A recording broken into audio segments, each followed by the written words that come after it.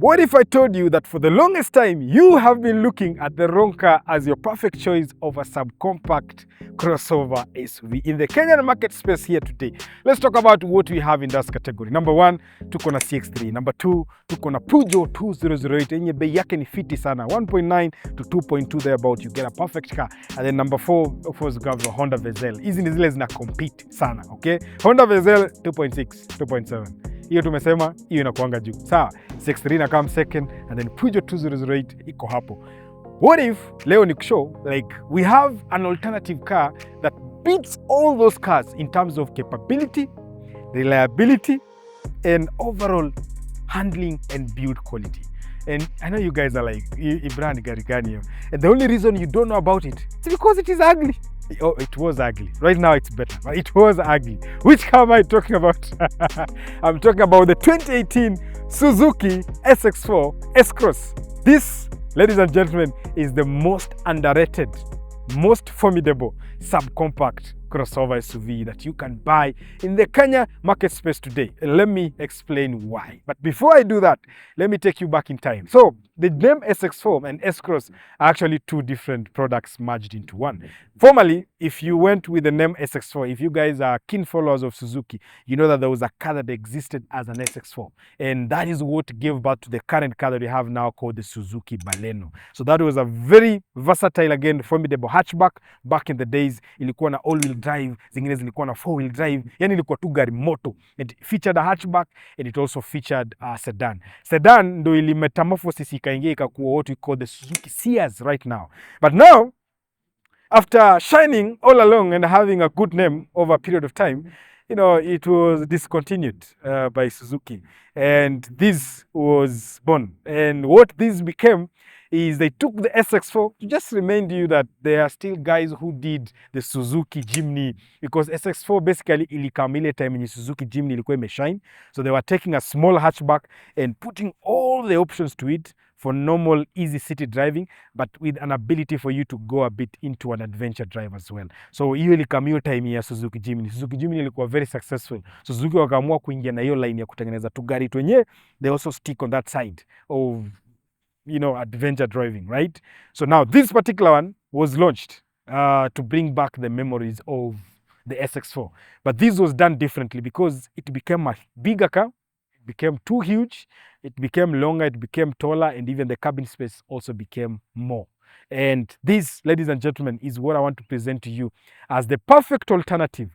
Reliable. If you're looking for a car that you can beat down and abuse and do everything on the Kenyan soil, then this is the car you need to look at. But let's talk about this particular one. I want you to see how it looked before. That's why you guys didn't buy it. 2016, kurudi nyuma paka 2013, it looked hideous. It was one of the worst cars to look at. But from 2016, with a new facelift refresh, this car looks amazing. Kama mnaonaje, it doesn't look cute, but it has edges. Angalia hata bonnet yake iko na edges. You know, it has some curves here. Even the headlights are curved into the front fender. Just nice. Angalia grill with chrome appendages. You have a projector headlights with an LED stripe on the headlights. Fog light pale chini. Uko na a double setup of a front bumper which featured a plastic bit at the bottom and again a plastic bit that is paintable now at the top, because e bumper ni plastic, si aluminium or metallic, sindio? And something is that you notice, you see right in front of me, there is a small padding. This one here is the sensor that gives you adaptive cruise control. In short, unaitanga ACC. Then uko na fog lights mbili zako hapo. Now this plastic padding hapa mbele, just signature of what Suzuki does, is there to protect you in case unaenda kugwara mavitu. Hii plastic unaweza at least ugware plastic, hautahitaji kupaint hii.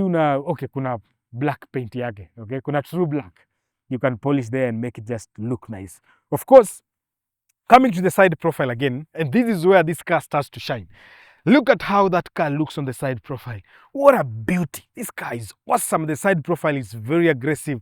And then you can see signature Suzuki style hapa. Kama watu wameona Vitara, umeona Escudo, you can see some similarities going on there.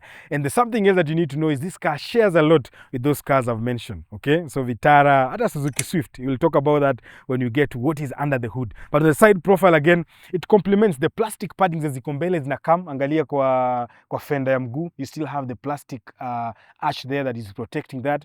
and then it comes on the side profile, on the door, on the other door, all the way paka nyuma kwa bumper nyuma kuna hizo plastics zinaenda hapo. Then uko na hii aluminium look finish yenye ina complement hii pia yenye iko hapa juu, okay? Just make it a dual tone thing that makes this car look awesome. Chrome finishes hapa na pale, angalia kama kwa mlango hapo na nini, na side mirror iko na kablinka. It makes this car just look awesome. Now, let's talk about the controversy and why I think this car is the ultimate choice, and this car is what you need in your life right now. If you live in Kenya, this is what you need to be driving. Tuongee your ground clearance. The most attractive car in terms of ground clearance, CX3 kanakuwa kameinuka, but unajua ni ka Demi on wheels, Demi on heels. Is nothing much to talk about. Same to Vezel. Vezel pia ni Honda Fit, imeenda tu group of schools ikainuliwa ikafanywa some few things here and there. In fact, ukinua Vezel hybrid ina run the same setup, engine, transmission, the same way kama Honda Vezel. So naweza sema ni Honda Fit tu imeinuliwa, but hii haina gari yote nyiko. Okay, it's based on the Suzuki Swift, but it's a totally different car. It's bigger, unlike those two cars I've mentioned. Size yao ikuangi significantly different, but tukuja hapa. So ground clearance ya gari Peugeot 2008, because hiyo ndo gari mnanunua sahi sana, yenye itakuwa na hiyo price range ya what this car is selling for, will give you 165 millimeters. Hiyo ni kama 16.5 centimeters of ground clearance. Now this one will give you extra 15. When you're buying this car, you're getting 18 centimeters of ground clearance. Chonjo, it beats the Peugeot 2008 hands down, and I know it's also better than the Vezel in ground clearance, and if I'm not wrong, correct me pale kwa comments, it's also better than what you get on the CX3. Sawa, tuko chonjo. Now let's talk about the wheel setup. Hapa mbele uko na size 17 wheels with original Suzuki alloys, which look nice. That silver with black finish just looks dope, both at the front and the rear. And then you have your 17 wheels, 215 at the front. I believe pia nyuma ni 215s. Yes, 215 Goodyear. Very awesome wheels. Something special that I love about this car, again, that makes it a bit different from these cars that you get, is of course the suspension setup. So what you have is a McPherson strut at the front, and then you have Multilink independent suspension pale nyuma. Na hii gari iko na diff ya new, and we'll talk about that when you get to the rear. But this suspension is tuned to handle rough terrains. Tuongee hapa kidogo. The Vezel, the CX3 and the Peugeot 2008, hizo ni soft roaders. Hizo ni gari zimedesigniwa kukimbia kwa barabara. They are for urban use. But this one is versatile. This is meant for urban use, and if you hata ukitaka kwenda off-road, if you want to go and do your adventure drive, this car is capable. Anywhere the Scudo can go, this car can actually go there. So this is a proper versatile and formidable subcompact SUV. Now tukuje kwa nyuma.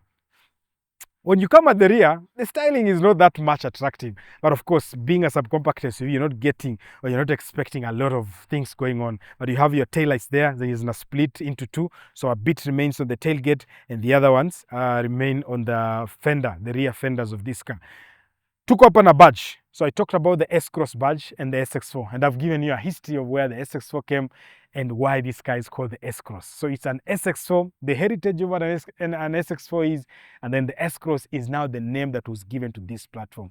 So it is actually right to call this car an S-CROSS and not an SX4. But because it has formidable all-wheel drive and it gives you the memories of a perfect, fantastic car, you can just call it the SX4 S-CROSS. Hapa chini, plastic pad yetu bado inaendelea. Then you have again your aluminium finish plastic appendage just attached to the rear diffuser, which makes it nice. Exhaust tip ya kawaida, I don't think we need to talk about that. This is not a performance car, so we are not really paying attention to that. But what I want us to pay attention to is what is here. So normally, when you're buying a subcompact SUV, there are a few things you need to discuss. Umeona kwanza hii ni split, So hii ni split boot, meaning hapa ndani ukiangalia iko na two steps. So there is that cabit and then that cabit. So meaning there is a two step. So if you put this thing up, you can hide some luggages underneath, or you can allow it to have this. So let's go against what you get on this category in terms of practical boot space. So ukibuy Peugeot 2008, even though in that category it looks huge, it beats the CX3, it beats the Vezel in terms of practical boot space, not an interior cabin space. Sasa hii inanyorosha hizo zote. What do I mean? So the 2008 has 350 liters of practical boot space. Guess what this one has? This one has 430 liters of practical boot space. Na hiyo ni kama hujainamisha ama hujaangusha viti za mbele. Ukiangusha viti za mbele, it becomes more interesting. And the fact that you can split it into two, for me, it's an added advantage because you get to be versatile on how you store your luggage hapa ndani. Let me see kama iko na tire repair kit ama ili kuja na nini. Oh, so hii inakuja na tire repair kit pia. haina spare wheel, but iko na space ya spare wheel. I bet if you remove this thing, yeah, you can fit in there like a donut, which is dope and good.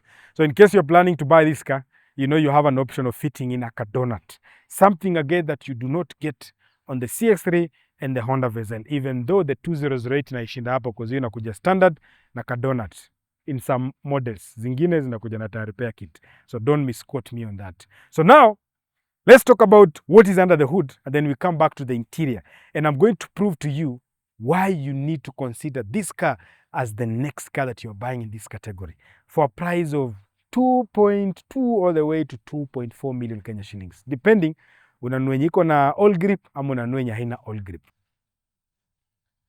So if you put back the second layer in, then it gives you a flat bezel. So you don't have that thing that hinders you from pulling cargo in and out of this car. So inakuwa flat. So hata hii unaweza sasa dunga hapo hivi uchile uonge mambo ya dunia, which is very nice. Now, let's talk about no electric tailgate. Kwa hii gari ifai kuwa na hizo vitu. So kuna badge hapa inaitwa all grip. So what is all grip? All grip is Suzuki's AWD system. And something unique that I've seen on this car and I've experienced it is the fact that the all grip on the Suzukis, especially on this platform, send more power to the rear and only activate the front when there is need. Most cars will send power at the front and activate the rear when they need. So hii, in terms of driving, iko na more driver enjoyment kwa sababu miguu za nyuma ziko na more torque na more power than miguu za mbele. It only activates the front when it feels that there is slippage or they need traction to send at the front, which is very dope. Who does that? It's more like they've given it a bit of sportish elements to it. So let me open the hood and then we talk about what is under the hood. Under the hood of this Suzuki SX4 S-CROSS 2018 to be precise, you get a 1600cc dual overhead cam naturally aspirated petrol engine that churns out not a lot of power, but you can get 130 HP from this car and a paltry 156 Newton meters of torque, which is not really bad considering you're not buying this car to do racing ama kufukuzana na watu wa Subaru. But let's talk about what is so special about this engine. Remember, if you're buying this car, you can also get it with the new engines from Suzuki. I'm talking about the booster jet engine. So from 1000cc turbocharged, 1200cc, 1400cc turbocharged, the same engine you get in the Suzuki Swift Sport, which makes this car agile. So in case you're looking for a car that you can abuse and also do a bit of racing on the road, okay, if you need more power, you can also get some power in this with a turbocharger. And if you're also looking for a diesel, there's a Fiat engine, 1600cc diesel that you can also get turbocharged, that was co-developed by Fiat and Suzuki. So you can also have it here as an option, especially if you're buying this car from the European market. Japan, sijaona diesels mingi, especially kwa market, so you won't get a lot of diesels. But let's come back to this. So what makes this engine special? One thing I'll tell you is, whereas everybody else moved, remember this engine is in the 4th generation. So what Suzuki has done is they have worked on these. It's called the 16A. They've worked on it over and over and over again. So right now we are in the 4th generation. And the 4th generation, they still retain a lot of good things that I love about an engine. One of them being that this does not come with direct injection. So hii inafanya kinaitwanga port injection. Port injection ni important sana mu understand why it's a good thing. So why is port injection important? Remember, your valves are sitting at the low end or the tail end of the port where air comes in. So if fuel is injected in the port, it flows through the port, and when the valve opens, ina flow juu ya hiyo valve, inaingia ndani ya cylinder. Umeget? Inaingia ndani ya hiyo cylindrical place mahali hiyo piston inakaa. Now, hii process nime-explain inakaa technical kidogo, but why is that important? Mafuta ikipita kwa valve, especially ukitumia mafuta fiti, it cleans that valve of carbon buildup. and goes into the cylinder where it is combust, and that combustion is what creates power, and that's what drives your car.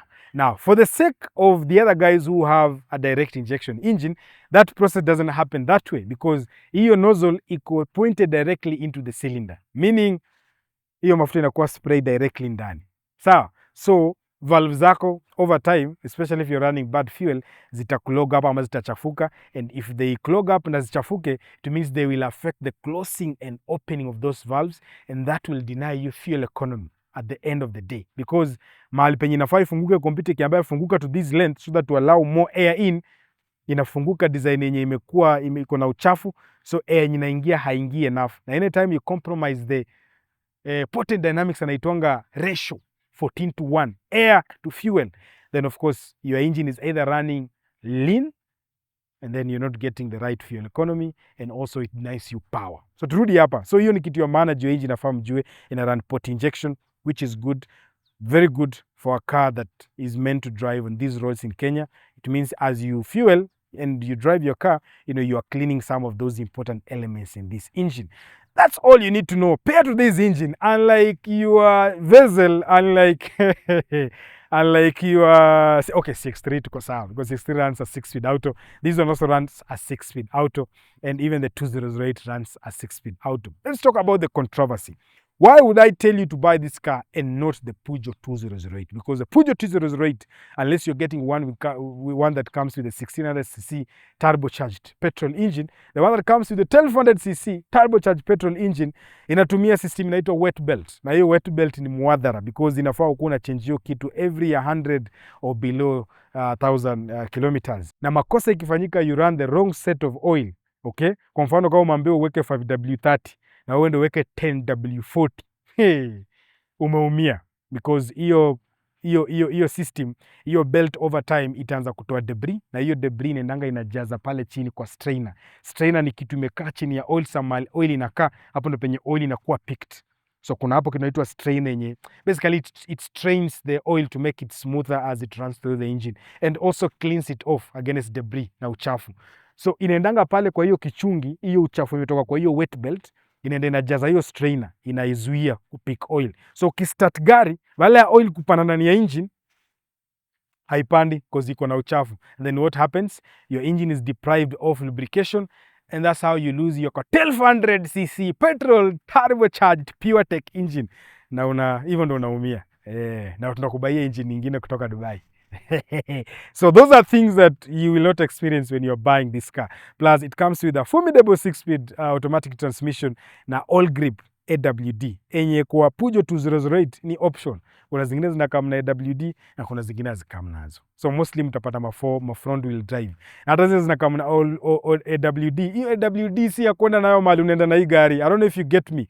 Like you can't go with up 2008 where you can go with this car. This is a car you can join the Mara Nomads or anybody who's going for an off-road excursion, and you can achieve everything that those cars can achieve, and at a budget, because this car is reliable, it's cheap to fix, it shares most parts with the Suzuki Scudo, the Suzuki Swift. Like, bro, let me not talk about it. Let me close this and go into the interior of this car and just share to you why again I consider this to be the car that you should be buying next for a paltry budget of anything between 2.1 to 2.4, depending on, again, the quality and spec. So the other place where this car really shines when it comes to the interior cabin space, and I'm just going to put my camera in here so that you guys can see. You see, fabric seats, mostly you won't get these with leather, but they're very good fabric. Of course, you have your armrest up with 2 cup holders, which is dope. But to illustrate how comfortable this car is, let me just sit into it. And when I sit into it, you see, I don't know if you guys can see, but let me just put this one here. Look at that legroom, eh? Nifunge hii. Niweke hii kamera huku ndo mnione vizuri bwana. Yeah, this should look better. Look at that legroom. Angalia hiyo headroom. Very spacious. And this is something that you'll really struggle when you're buying the Vessel and even the CX3. Even though kwa Peugeot 208 zinakaa ni kama zinaendana, because that is one of the most spacious subcompact SUV that you can buy right now. But here you get very good legroom, you get very good headroom as well, na unapata mahali ya kuweka chupa kubwa sana. Kama wewe ni mtu unakunywa mzinga, you know, there is a big space here with a lot of plastic going on, and this plastic is that kind of plastic that will last you a million years, okay? Because they know that people who are buying this car are going to do a lot of adventure driving. Hii si gari ya kufanya a lot of city driving, although you can use it for city driving, but in case you decide to go for an adventure drive, this is again an option that you can get. Offline yake iko fiti. I love this car. It's very dope. And did I tell you that you can, you know, fold the seats? Yeah, you can actually fold the seats as well. And if you do that, it gives you more practical space. Look at that. So you can fold the seats, and you can get that flat surface that you can load your luggages, ama long luggages all the way paka huko, which is dope and awesome.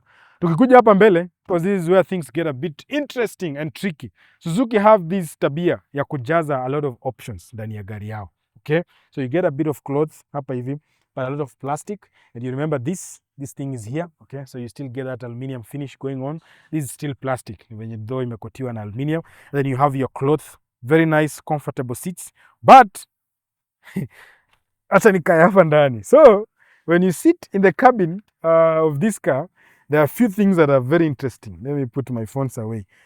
Talking about phones, you know, I can kuna storage compartment hapa, naweza weka simu, which is dope. And then your speedometer, unlike most Japanese cars, let me show you where the speedometer goes. So speedometer inakimbia paka to 20, which is dope. Sawa, uko na ka digital instrument cluster hapo katikati kenye ni kanaitwanga monochrome, right? Kwa sababu haina color, so it's one color which can show you a lot of madoido. Okay, so you can use this button here to display different options. Then you have paddle shifters. These paddle shifters are real because these are 6-speed auto. So paddle shifters hapa si ati ni jokes. Hii zinafanya kazi, sawa? Unlike those CVTs that you get on most of cars that you're buying right now.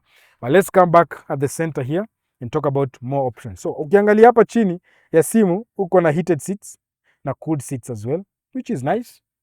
Very nice. I love this. Remember we did a review of Suzuki Ignis, and that was one of the most interesting cars because it had packed up a lot of technology that I did not anticipate. And Suzuki has this thing they are doing where they bring all these things to their cars. I've not gotten yet more interesting things. Hapa chini uko na ka digital cluster kenye katakusaidia kuset your climate controls. So unaweza weka hapo na iko na dual zone hapa mbele, so meaning this guy can be cold, I can be hot, whichever you decide. That is dope. I love that about this car. Then you have your 7-inch infotainment screen hapa. Hii ni Kenwood, ni radio ya kawaida. But if I was the one buying this car, I will remove this and slap here an Android radio. And that will give me a lot of options of what I need to do. Ukiangalia hii driving mirror, iko na kakitu hapa kanafinywa, okay? So this is supposed to have the ability to activate this screen to detract off those flares, especially mtu akumulika kutoka nyuma. So ukiactivate ikue on, ama ukiweka ikue auto, yenye itajiwasha na ijizimishe based to the timing of driving. Right now it's clear, but when it gets to the night, ikianza kudrive usiku, you know, it darkens a little bit. Na hiyo inamaanisha sasa kumulika through the rear window, haikupigi kwa macho, which is some few nice technology that you get when you're buying modern cars. Now, let's talk about something else that is more interesting. Kwa hii kategori yote, hakuna gari kwa hii kategori iko na hii kitu. Now, what do we have here? This is what we call the selectable terrain response system that is on a Suzuki. You see here? So you can actually change this car from snow, okay? Is in driving mode. So uko na sport mode, okay? Uko na sport, unaona hapo, uko na sport. Acha niende, uko na sport, uko na snow and mud. Okay? So you can change between those two driving modes. So let me see. So you can push. If you push the center, it goes to auto, meaning you can use it any way you want. What is this lock?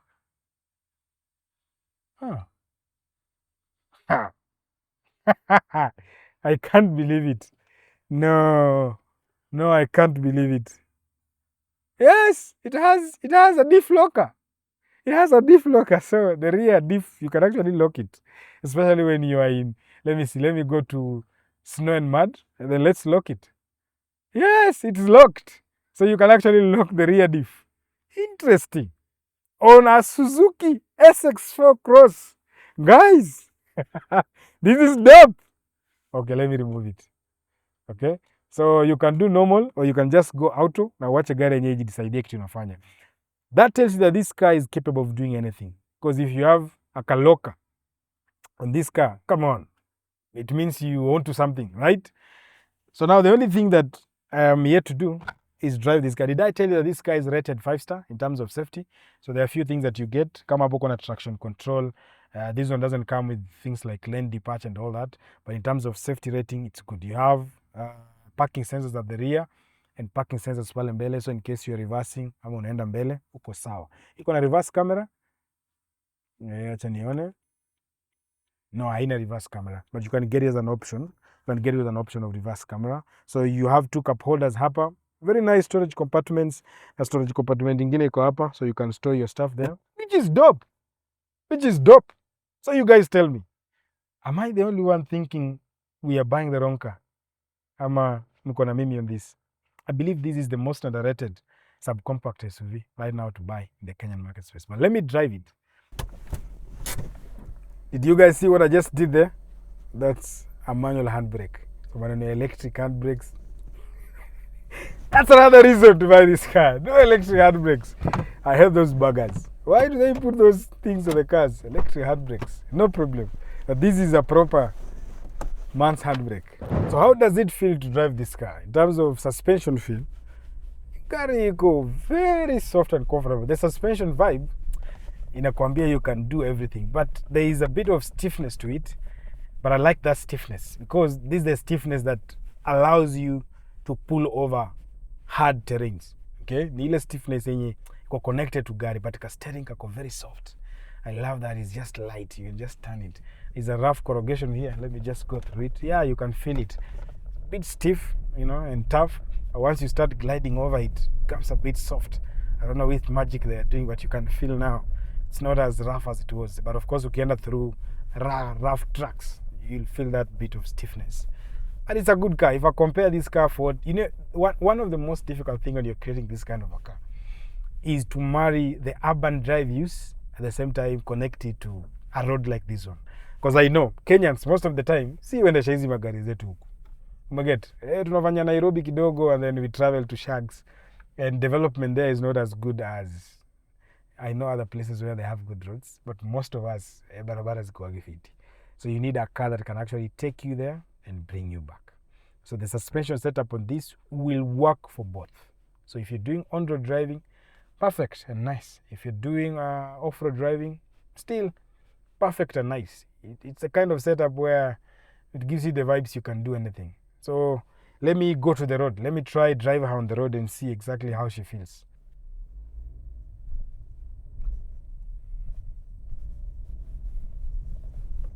So right now I'm on the road. The road, it feels nice and smooth. Love it. So kwa corrugation, feel kidogo iko a bit, it's a bit there. It's not as smooth as you'll want it to do. But I think that is the characteristic of what you get when you're buying a car that has an off-road capability like this one. But on the road, it's very smooth. You know, this road here is not the smoothest, but I'm just gliding over. Come on. This is so nice. It has surpassed my expectation. So the suspension is very dope. But ukipita corrugation, as you've seen there, it's a bit jumpy, yeah? But again, as we said, hiyo ndo characteristic ya suspension kama hii. Finding a tune between off-road and on-road is a very tricky one for all manufacturers. So see to hawa peke yao. But I love this idea of how this car feels. So now, I think the only thing I need to do is kasukume kidogo, and then we see exactly whether it is something that it is worth buying, because people will say this, how does 16 outro. It goes. It's not the fastest car, but you understand, it goes, eh? It's not the fastest car. Let's just agree, it's not the fastest car. But you can do something with it. Let me put her in sport. Nione kama kuna any difference. So I'm in sport mode, feet down.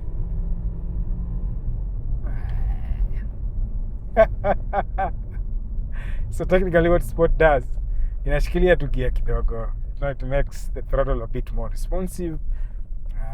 But there's nothing, It's not a car you buy for those kind of things. It's a car you buy for what it does. And what it does, boys and girls, is what I've told you. It's a car you can comfortably drive to any part of Kenya, bila noma, just not extreme off-road, but any part of Kenya, I believe this car can do it. So why would you buy again the other car over this car? Niambieni hapo kwa comments. Are you still going to buy the Peugeot 2008, or you're going to give this car consideration? Because I see from where I sit, for the budget that this car is selling for, this is the car that people should be buying, and nobody else should be buying a different car, unless you guys have a different opinion. But for me, where I sit, if I had money and I was looking for a subcompact SUV, this is what I'm putting my money on. I'm putting my money on this. So just for disclaimer, this is not the most powerful, but it's the most reliable of all the pack. However, if you need more power, if you need more punch, I've told you, get yourself the 1400cc booster jet turbocharged engine as an option, paired with a 6-speed manual or a 6-speed auto, and you're good to go. You can now nyama all the 2008, you can nyama all the Vezels, you can nyama all the CX3s, hata hizo the diesel on the road, and you are going to do it reliably without having a problem to worry about. That's the beauty of buying a Suzuki. The only thing you'll have to suffer if you're buying this car, especially on the interior, ni plastic. Sawa, hiyo tupatie pujo. I think the other cars have superiority when it comes to this. But this plastic, again, if you ask me, the rugged type of plastic, the plastic that makes you get down to basics, like fanya kila kitu unataka, chafua gari na bari kufiti. I think this is the right type of car you need to buy. The plastic here should be an advantage, because iko kila mahali. There is hakuna hapa soft touch, whatever. Sawa, plastic. So let's talk about value for money. Why is this car a proper proposed value proposition in this category? And I know some of you are not yet convinced with how this car looks. I can see you while you're watching me. You're like, hi, hata kama hiyo gari na car. I am not buying it. Let me tell you something interesting. I want you to just stop watching right now. Of course, ukiacha kuwatch nataka subscribe, kwa sababu kama huja subscribe, bro, subscribe, please do it. Just go and Google 2021 Suzuki SX4 Cross and tell me what you see. But because kufanya kazi ni mob, let me just ask Fabian to put a picture of how that car looks. The next generation of this car is dope, I dare say, if it keeps what it has and everything we've talked about today, and still gets those looks. I don't know why you'll buy the Vezel. I don't know why you'll buy the CX3. Because there will be nothing.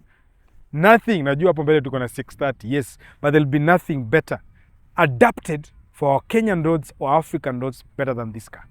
With those looks, it's a killer. I'm paying for that car any day, anytime. So let's talk about how much this car will set you back. Now, if you're buying this car from Auto Select by Conversation, it will set you back 2.35 million Kenya shillings. Of course, you'll be unaweza ongea na Mr. Alex. I'll put his numbers here. If you buy this car, that is how much it will set you back. Is it value for money for what it offers? Yes, 100%. This car is most reliable in its category. This car is the most capable in terms of off-road or all-wheel drive or just going to an off-road patch. There's no car in that category that is better than this car. On top of reliability, on top of that off-road capability, the interior space, the practicality at the boot, none of all those cars are better than this car in this category. Like, this car shines in all that. And it's a Suzuki. It shares most parts with the Swift, shares most parts with the Suzuki Scudo. In fact, underneath suspension, kila kitu mostly is what you get on the Scudo. So it is cheap to keep on the road. Parts are readily available. Come on, the list is endless. I can keep on talking. So will I buy this car for 2.3 or anything between 2.1? If you buy the one that doesn't come with all grip, it will be cheaper, maybe 2.2.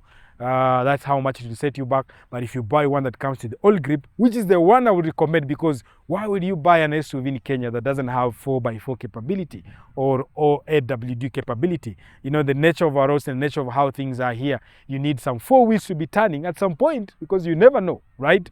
So I believe this is a proper value for money kind of car. And if you have money and you're looking for a subcompact SUV to buy right now, and you're not a person who really do a lot of urban drives, ama unaishi Ushago, I'm talking about guys from Kisumu, guys from Meru, guys from Ukambani. You know, if you're looking for a car that you'll abuse, yeah, because Kenyans will abuse if you want a car that will forgive you, okay, a bit reckless, this is the car you need to buy. It is the Toyota version of Suzuki. See you guys. I hope you guys have enjoyed this awesome episode. Let's keep them rolling and let's see which other car do you want guys to watch on the next episode. I'll be glad to bring you another special episode of one-on-one. Napenda hii vibe yetu. It's like we're talking to each other and we're agreeing or disagreeing. So give me pale kwa comments. Would you buy this car for 2.35 million Kenya shillings? Ama tuwachane nayo. Okay? Bye bye. See you on the next one.